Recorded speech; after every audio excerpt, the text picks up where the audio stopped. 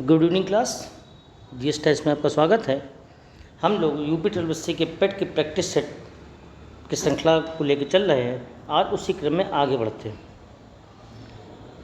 पहला क्वेश्चन है हमारा, मिसाइल वुमेन किसे कहा जाता है? ऑप्शन है रितु करिधाल, टेसी थॉमस, वनिता स्वाति मोहन। इसका सही आंसर हो जाएगा टेसी थॉमस। टेसी थॉमस को मिसाइल वुमेन कहा जाता है। आपको मालूम होगा missile man of India APJ Abdul Kalam को कहा जाता था, और मिसाइल वुमेन अगर कहा जाएगा तो टेसी थॉमस को कहा जाएगा। अग्नि मिसाइल बनाने में इनका विशेष योगदान रहा था। अगला प्रश्न है, शिवांगी सिंह उत्तर प्रदेश से संबंधित है, वह क्या है? IAF, IAS, IPS, IFS. इसका सही आंसर हो जाएगा आईएएफ, इंडियन एयर फोर्स। आपको बता दें शिवांगी सिंह का जन्म मुजफ्फरनगर बिहार में हुआ था, लेकिन इनका जो निवास स्थान है वो उत्तर प्रदेश के बनारस में है, उत्तर प्रदेश के वाराणसी। लेकिन जन्म अगर पूछेगा तो बिहार में इनका जन्म हुआ था शिवांगी सिंह का। अगला प्रश्न देखते हैं, फीफा फुटबॉल विश्व कप 2023 की मेजबानी कौन कर रहा है? ऑप्शन है अमेरिका, ऑस्ट्रेलिया, यूनाइटेड किंगडम और अर्जेंटीना। इसका सही आंसर हो जाएगा ऑप्शन बी ऑस्ट्रेलिया। ऑस्ट्रेलिया के साथ में एक देश और जुड़ा है, न्यूजीलैंड। ऑस्ट्रेलिया और न्यूजीलैंड मिल के दो देश इसकी मेजबानी कर रहे हैं। पहली बार महिला फुटबॉल कप जो विश्व कप है दो देश मिलकर एक साथ मेजबानी कर रहे हैं, वो ऑस्ट्रेलिया और न्यूजीलैंड। इससे पहले 2019 में हुआ था। 19 का जो फुटबॉल वर्ल्ड कप हुआ था फ्रांस में हुआ था 2019 वाला, और इसका फ्रांस में होस्ट किया गया था, और वो जो जीता था वो अमेरिका ने जीता था। ठीक है, और ये वाला 2023 में होगा वर्ल्ड कप, ये 20 जुलाई से 20 अगस्त तक खेला जाएगा। तो हमारा प्रश्न, महिला फुटबॉल विश्व कप 2023 की मेजबानी कौन कर रहा, होस्ट कौन करेगा? तो ऑस्ट्रेलिया और न्यूजीलैंड होस्ट करेंगे। अगला प्रश्न देखते हैं, विशेष आर्थिक जोन स्पेशल इकोनॉमिक जोन अधिनियम प्रभावी हुआ 2004, 2005, 2006, 2009। इसका सही आंसर हो जाएगा, इसको भारत ने अधिनियम पारित किया गया 2006 में। अगला, एग्जिम बैंक ऑफ इंडिया की स्थापना की गई। ऑप्शन है 1964, 1976, 1980, 1982। एग्जिम बैंक ऑफ इंडिया की जो स्थापना की गई है इसका ऑप्शन हो जाएगा ऑप्शन डी 1982।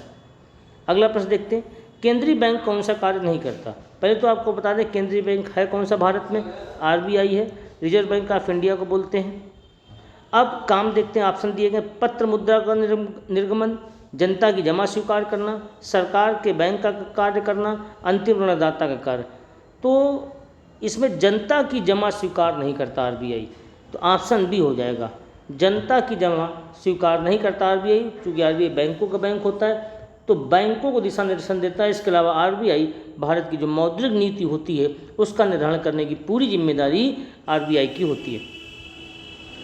अगला प्रश्न है, मुद्रा का सामान्य अर्थ क्या है?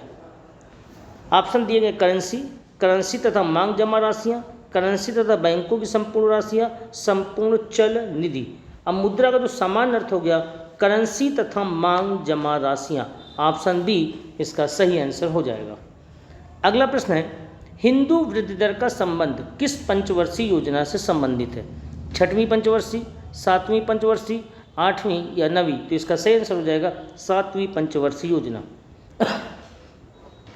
हिंदू वृद्धि दर ये प्रोफेसर राजकृष्ण की थी योजना, प्रोफेसर राजकृष्ण ने इसको तैयार किया था।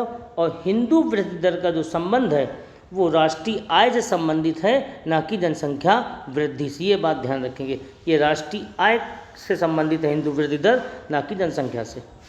अगला प्रश्न देखते हैं, प्रतिवर्ष मानव अंतरिक्ष उड़ान का अंतर्राष्ट्रीय दिवस मनाया जाता है। ऑप्शन दिए गए 10 अप्रैल, 7 अप्रैल, 12 अप्रैल और 15 अप्रैल। इसका सही आंसर हो जाएगा ऑप्शन सी 12 अप्रैल। अगला है, इनमें से क्या सिद्धार्थ गौतम बुद्ध ने नहीं देखा था? ऑप्शन है नगाड़ा, 100, सन्यासी और बीमार व्यक्ति। आपको मालूम होगा गौतम बुद्ध अपने सारथी के साथ शहर घूमने निकले थे अपने नगर को, तो उन्होंने 4 चीज़ें देखी थी, उसके बाद से उनके मन में वैराग्य आ गया था। तो उन्होंने 100 देखा था, सन्यासी देखा था, बीमार व्यक्ति देखा था, नगाड़ा नहीं देखा था। इसकी जगह यहाँ पे एक ऑप्शन होता अगर वृद्ध, तो वृद्ध को देखा था।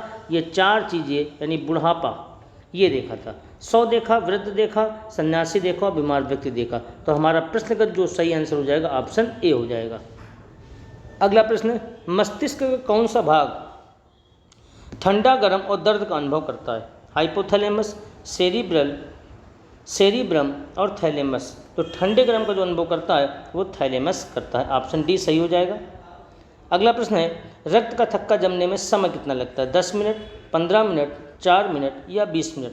इसका सही आंसर हो जाएगा option C 4 minute. The Y girl, ये किताब थोड़ा सा मिसप्रिंट होगी, वाइट गर्ल नहीं है ये बुक है द वाई गर्ल, यानी इंग्लिश में हो जाएगा द वाई गर्ल। माँ श्वेता देवी, रस्किन बॉन्ड, एलीट बेलिटन, और एलीट बेलिटन यहाँ पे 2 बार टाइप हो गया है, यहाँ कोई एक ऑप्शन देख लेंगे हम लोग। इसका सही ऑप्शन हो जाएगा महाश्वेता देवी। द वाई गर्ल महाश्वेता देवी की रचना है। निम्न में से कौन सा सही सुमेल नहीं है? 51वां दादा साहब पुरस्कार रजनीकांत, व्यास सम्मान 2020 शरद पगारे, बुकर सम्मान 2021 डेविड डियोप और स्वामी विवेकानंद कर्मयोगी पुरस्कार 2020 अन्ना हजारे। ऑप्शन ए सही है, व्यास सम्मान भी शरद पगारे को मिला, ये भी सही है। बुकर 2021 डेविड डियोप को मिला, ये भी सही है। इसमें ये गलत है, ये 2020 का जो दिया गया था ये दिया गया था जादेव पायांग को,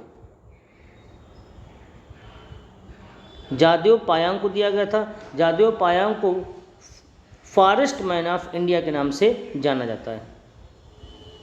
अगला है, गुआंटानामो खाड़ी किस देश में है? अल सल्वाडोर, कोस्टारिका, ग्वाटेमाला या क्यूबा? इसका सही आंसर हो जाएगा क्यूबा, ऑप्शन डी। अगला प्रश्न है, पहली निर्वाचित लोकसभा में कितनी सीटें थीं? 469, 489, 512 या 525? तो पहली जो लोकसभा हुई थी उसमें जो सीटें थीं वो 489 थीं। अगला प्रश्न है, निम्न में से किस देश में भारतीय रुपया वैध मुद्रा के रूप में प्रचलित है? श्रीलंका, भूटान, मालदीव और जिम्बाब्वे? तो इसका सही आंसर हो जाएगा जिम्बाब्वे। एक ताजे अंडे को नमक के पानी में डालने में क्या होता है? डूबकर तली में चला जाता है, डूब जाता है लेकिन तली में नहीं जाता, तैरता है या फट जाता है? इसका सही आंसर हो जाएगा ऑप्शन सी तैरता है। अगला प्रश्न है, लंबे उपवास रखने के बाद सर्वाधिक प्रभाव शरीर के किस अंग में पड़ता है? ऑप्शन हमको दिए गए हृदय पर, आंत पर, फेफड़ों पर और गुर्दों पर। इसका सही आंसर हो जाएगा गुर्दों पर। भारत के संविधान में पहला संशोधन किस वर्ष किया गया? 1951, 1950, 1953, 1952? तो पहला संविधान संशोधन आपको बता दें संविधान सभा के द्वारा ही किया गया था और ये संशोधन हुआ था 1951 में। इसमें नवी अनुसूची जोड़ी गई थी। अगला प्रश्न है, भारतीय संविधान में कल्याणकारी राज्य की विचारधारा कहाँ निहित है? मौलिक अधिकारों में, प्रस्तावना में, राज्य के नीति निर्देशक तत्वों में और 7वीं अनुसूची में?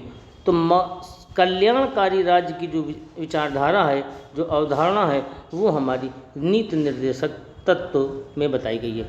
आपको पता होगा नीति निर्देशक तत्व आयरलैंड से हमने लिए हैं और दुनिया में सिर्फ 2 ही देश हैं, इंडिया और आयरलैंड, जिनके संविधान में नीति निर्देशक तत्व के बारे में बताया गया है। हाल ही में नियुक्त पाकिस्तान के राष्ट्रीय सुरक्षा सलाहकार कौन है?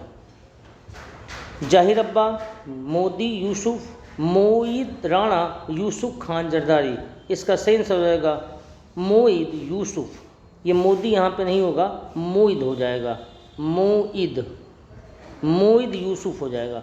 तो मोईद यूसुफ को पाकिस्तान का राष्ट्रीय सुरक्षा सलाहकार बनाया गया है। अगला प्रश्न है, फीफा अंडर 17 महिला विश्व कप 2022 का आयोजन कहाँ होगा? इसका सही आंसर हो जाएगा थाईलैंड। थाईलैंड में ये होगा 22 वाला।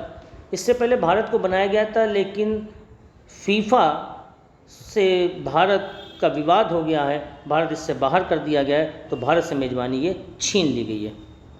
अगला प्रश्न है, मई 2021 में विजय पाटिल का निधन हुआ, इनका संबंध था? इतिहासकार, भारत के पहले ओलंपिक खिलाड़ी, संगीतकार या अभिनेता? तो विजय पाटिल संगीतकार रहे हैं। अगला प्रश्न है, एमनेस्टी योजना का संबंध जीएसटी से, बैंकिंग से, स्मार्ट सिटी से या रेलवे के आधुनिकीकरण से? इसका सही आंसर हो जाएगा जीएसटी से। तो आज ये पेट की आपकी सीरीज़ पूरी हुई। इसी प्रकार से क्रमबद्ध तरीके से आपको पूरी प्रैक्टिस सेट करवाई जाएगी। धन्यवाद।